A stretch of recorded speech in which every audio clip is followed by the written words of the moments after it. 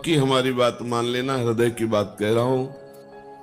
और कोई नहीं इनके जैसा कृपालु, बहुत कृपालु दरबार मिल गया, श्री जी के चरणों का आश्रय मिल गया। अब ये चूक मत करना, पक्का समझ लीजिए, इस जगत में गुणी का आदर है, अवगुणी को कोई नहीं स्वीकार करता। इस संसार में लायक को पूजा जाता है, नालायक को ठोकर लगाई जाती है।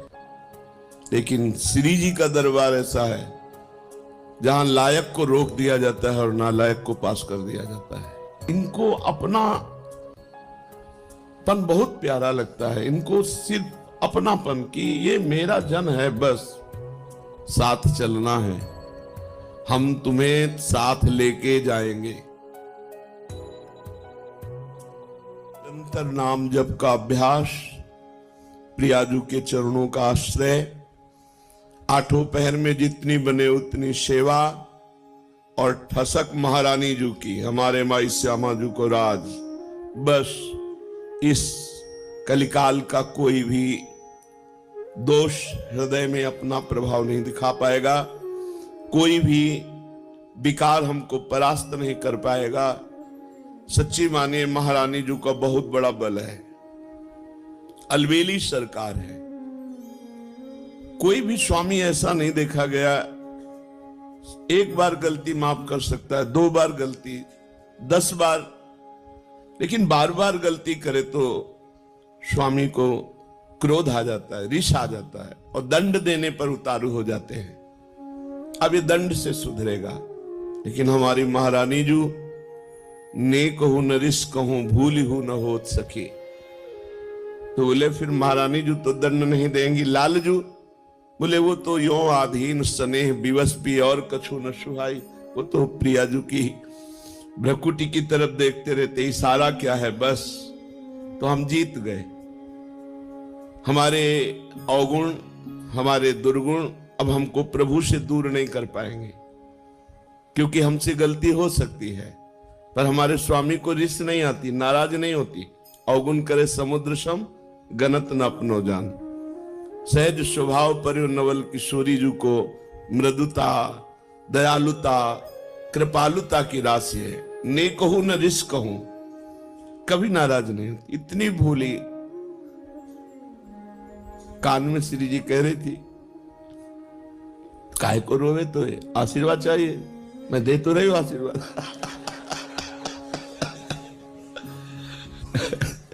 काय को रोवे तो, काय को क्या आशीर्वाद चाहिए, बोल, मैं दे तो रही हूं। तो लाल जी ने कहा हम भी दे रहे ना। दोनों बोले थे ना, वो कहते हम भी दे रहे ला। करुणा समुद्र श्री प्रभु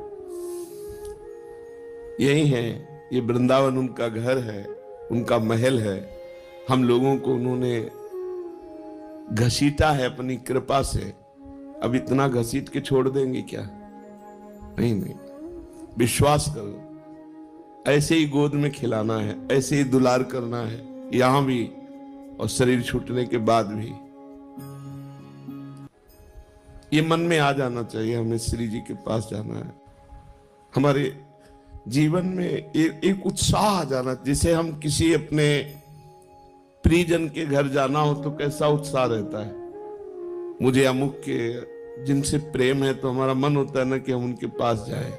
जैसे परदेश गया हुआ आदमी अपने घर में जाने के लिए कैसे तत्पर रहता है, ऐसे हमको दिन में कितनी बार याद आता है कि हमें प्रियाजू के पास जाना है, हमें अपने स्वामी जी के पास जाना है, हमें वृंदावन जाना है। बोले वृंदावन रहे तो अभी हम देख नहीं पा रहे ना, हमें वृंदावन जाना है, हमें प्रियाजू से मिलना है। बोले वृंदावन में रह रहे प्रियाजू की सेवा करो, नहीं मुझे वृंदावन जाना है। वो वृंदावन यही है, पर हमें दिखाई नहीं दे रहा।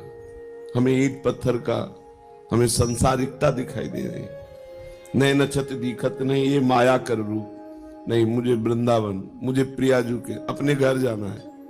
हमारे घर के हैं, स्वामी हैं, सखा है, जीवन धन है। बस ये बातें अंदर चलने लगे, अंदर ये मनन चलने लगे, बस हमारी माया पर विजय प्राप्त करने वाली वृत्ति आ गई।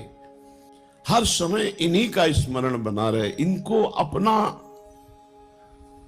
बहुत प्यारा लगता है, इनको सिर्फ अपनापन की ये मेरा जन है बस, और कोई नहीं इनके जैसा कृपालु। पक्का समझ लीजिए, इस जगत में गुणी का आदर है, अवगुणी को कोई नहीं स्वीकार करता। इस संसार में लायक को पूजा जाता है, नालायक को ठोकर लगाई जाती है। लेकिन श्री जी का दरबार ऐसा है जहां लायक को रोक दिया जाता है और नालायक को पास कर दिया जाता है। पक्की हमारी बात मान लेना, हृदय की बात कह रहा हूं। जिसको अभिमान है कि मैं लायक हूं तो उसे रोक दिया जाता है, रुको देखो तुम क्या लायक हो। और जिसे लगता है मैं किसी लायक नहीं हूं तो बोले आ जाओ, यही दरबार दीन को आदर रीति सदा चली आई। हम अपने में देखें क्या लायकात है, क्या पावर है। कुछ नहीं है, जो कुछ है वो प्रियालाल है, कुछ नहीं। अगर हम में जितेंद्रियता है, पवित्रता है, भजन है, सेवा है, तो उन्होंने मुझे स्वीकार किया इसलिए है, अपने में कुछ नहीं। बस मस्त रहना सीखो। अपने घर जाना है, अपनी प्रियाजू से मिलना है। अब इस बार चूक नहीं होनी, अनंत जन्मों से भटकता रहा, अब नहीं चूक होनी। अब घर जाना है। जैसे घर जाना है तो फिर जिस घर में रहते होते उसमें राग नहीं होता है, क्योंकि वो परदेश है, परदेशी दूसरे के मकान पे राग नहीं करता। ये सब राग करने लायक नहीं। हमें अपने घर जाना है, श्री जी के पास जाना है। जब तक हैं तब तक उनकी प्रगट सेवा में, उनकी आज्ञा के अनुसार जीवन बिताने की चेष्टा करते हैं, मगर हमारा लक्ष्य हमें श्री जी के पास जाना है। बस अंदर इतनी ठान लो, बस जिस दिन श्री जी से अपनापन हो गया, बाजी जीत गए, माया पर विजय प्राप्त कर ली। कुछ नहीं देखती श्री जी, कुछ नहीं देखती, बस अपनापन देखती है। और हम श्री जी को अपनापन नहीं दे पाते, बस इतनी बात है।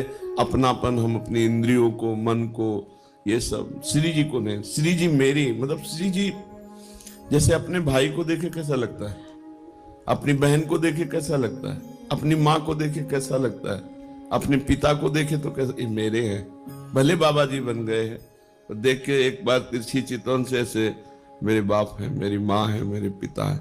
और ये जन्म जन्म की हमारी आत्मा है, हमारे प्राण है, हमारे प्रीतम है, हमारे जीवन धन, इनको भूल गए थे हम।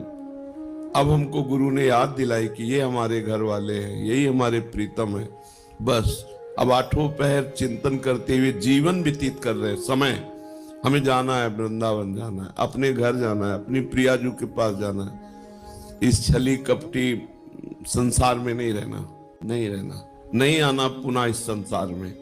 हमको अपनी प्रियाजू के पास रहना। बस एक जिद, एक अंदर लालसा, नहीं मुझे जाना है, तो जाने की तैयारी जो होती है वो रसिक महापुरुष बताते हैं। कैसे रहो, कैसे बोलो, कैसे बैठो, कैसे चलो।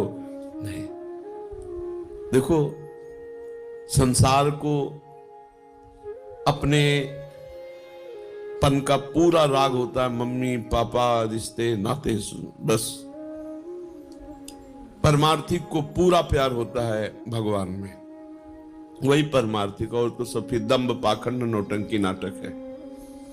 पैसा कमाने का, वासनाओं की पूर्ति करने का, पेट भरने का हमने धंधा खोल लिया। फिर तो अगर प्रभु से प्यार नहीं, प्रभु से अपनापन नहीं, प्रभु की प्राप्ति की लगन नहीं, अगन नहीं, अंदर आग नहीं पैदा हुई, प्रभु के लिए जलन पैदा नहीं हुई, तो फिर क्या, फिर तो खाते पीते जीवन व्यतीत करते। पशु पक्षी भी है, अन्य योनियां भी है, अन्य जन भी है।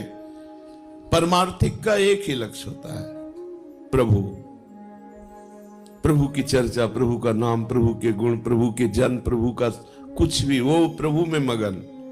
प्रभु के सिवा और कोई अपनापन नहीं दिखाई दे। ये अंदर की बात रखने, बाहर व्यवहार में तो सबसे हमें सब जीवन सो प्रीति, तो परिवार की मिले चाहे बाहर की मिले, सबसे प्रीति दिखानी है। लेकिन अंदर से प्रीति केवल प्रियाजू से हो। बहुत कृपालु दरबार मिल गया, श्री जी के चरणों का आश्रय मिल गया। अब ये चूक मत करना, ये इधर उधर झांका ताकि इधर उधर की बातें, कुमार्गगामी जो व्यक्ति हैं उनको हम साधक नहीं कहते हैं। ऐसे का संग न करे, मुख न देखे, गुरुद्रोही इष्ट द्रोही का मुख न देखे। जो गुरु की अवहेलना कर दिया उसका मुख न देखे, उससे संभाषण न करे, तभी इस मार्ग में आगे। अगर ऐसे लोगों को मित्र बनाओगे, ऐसे उससे बात करोगे तो तुम भी भाग जाओगे, तुम्हारे अंदर भी मलिनता आ जाएगी, प्रतिकूलता। और ये जन्म मिला श्री जी से मिलने का। मान लो साथ चलना है, हम तुम्हें साथ लेके जाएंगे। कैसे? हमारा एक स्वरूप ये है जो तुम पांच भौतिक देख रहे हो, एक स्वरूप है जो तुम्हारे हृदय में बैठा है, जिसे तुमने गुरु माना है। वो तुम्हें जीवन मुक्त बना के लेके ही जाएगा, वो नहीं जाएगा कहीं। ये स्वरूप तो ढनक सकता है आज भी, कल भी, कभी भी, लेकिन जो तुमने गुरु माना तुम्हारे हृदय में है जो भाव, वो भाव रूपी गुरु तुम्हें महाभाव में पहुंचा कर ही ले जाएगा। ये हमने बड़े महापुरुषों से, श्री एकनाथ जी महाराज अपनी भागवत में कहते हैं कि जिसने भाव से गुरु बना लिया तो गुरु का बाह्य शरीर तो पंचभौतिक है, वो तो क्षीण हो जाएगा, लेकिन गुरु का भाव दे शिष्य को जीवन मुक्त बना के ही मुक्त होगा, चाहे जितने जन्म लगे। अब तो नजदीक आ चुके हो, जन्म की तो कोई बात ही नहीं रह गई, क्योंकि धाम में यहाँ वास कर रहे हैं, प्रियाजू के नजदीक हर समय उनकी परिचर्या में। अब तो हमें जाना ही प्रिया, बस आपको ठान लेना है मुझे प्रियाजू के पास जाना है। और ये जहां ठाना तो आपके पास माया अपने ऑफर भेजने लगेगी, ये भोग भोग लो, ये मकान ले लो, ये ले लो, ये ले लो, बस नष्ट हो गए आप। ये माया है, सब कुछ करा सकती है, लेकिन प्रियाजू नहीं दिला सकती। उसके लिए सब कुछ छोड़ा है। त्यक्त्वा स्वजन बांधवाहा, अब नहीं, अब प्रियाजू चाहिए।